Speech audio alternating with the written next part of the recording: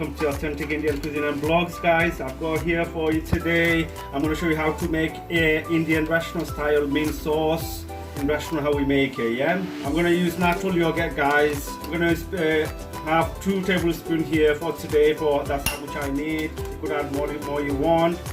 Simple, easy, quick. Yeah, you need garden mint, guys. Best one to use is Coleman's mint sauce. You could get it from any superstore, like, you know, big as the Tesco anywhere.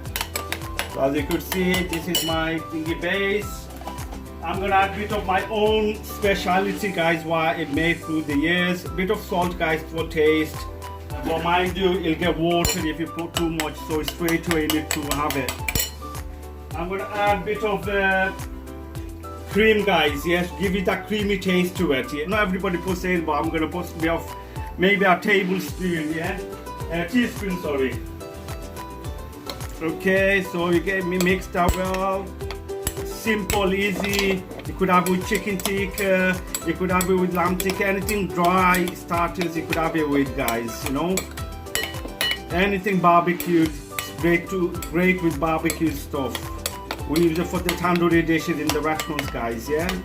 Just tiny bit of milk, guys, just to make it a little bit more runnier. Not too much though, yeah, you don't have to put it in if you don't want to. Done, it's ready, guys. Okay, it's ready. I'm gonna dish it up and it's ready to munch, guys, with anything barbecue, you know. It takes the spice away as well. It tastes great, light, and that's it. It looks great, guys, mashallah. It looks great.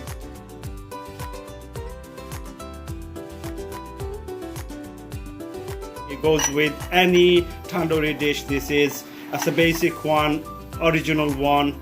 Enjoy with the chicken, guys. And if you want to make the chicken, guys, as you could see, chicken tikka on the bone, restaurant style.